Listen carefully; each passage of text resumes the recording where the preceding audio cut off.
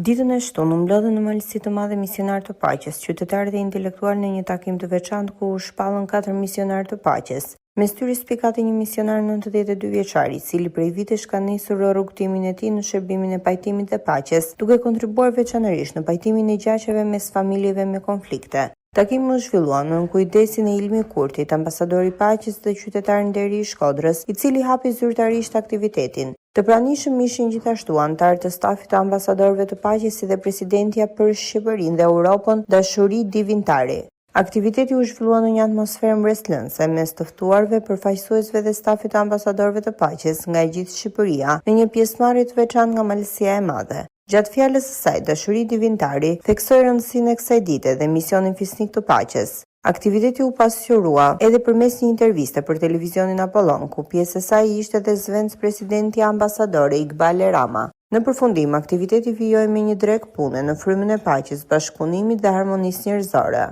Me kënaqësi që morëm pjesë sot në këtë aktivitet që shpallëm ambasador paqe, promovuam paqen edhe këtu në Malësi të Madhe, se këto të Malësisë së Madhe e meritojnë dhe sa më shumë të fusin misioner paqe.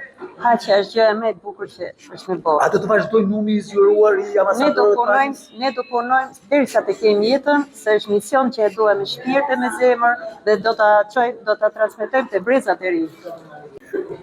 Paqja është dashuri, paqja është mirësi. Paqja kudo që shkojmë ne çojmë simbolin e paqes. Unë në rast të parë do desha të them që jam krenare dhe e bekuar që jam pjesë e kësaj organizate, pjesë e këtij ekipi të mrekullueshëm. E rëndësishme është që ne kudo që shkojmë të përcjellim simbolin e paqes. Dhe ashtu siç e thatë ju, që ne të thithim sa më shumë breza dhe sa më shumë të rinj, sepse brezat do të trashëgojnë dhe paqja që fillon që nga familja dhe mëtej, në rast të parë familja dhe shoqëria, puna, kudo që jemi. Paqja të mbizotërojë mbi gjithë botën.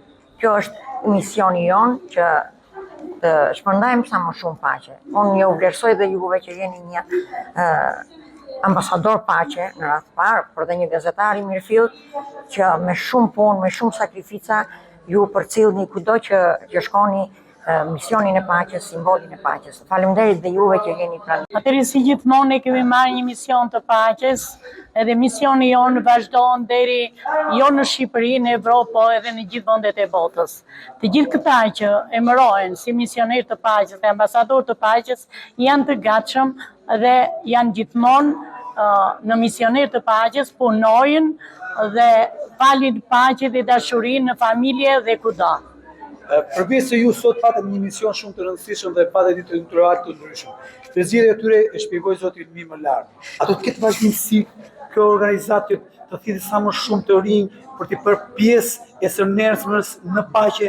Po patjetër, neve jemi drejt për drejt tek rinia shqiptare, po edhe në gjithë vendet e botës, që të gjithë të rinj ta kuptojnë kush është paqja dhe të punojnë në krahun tonë për paqe.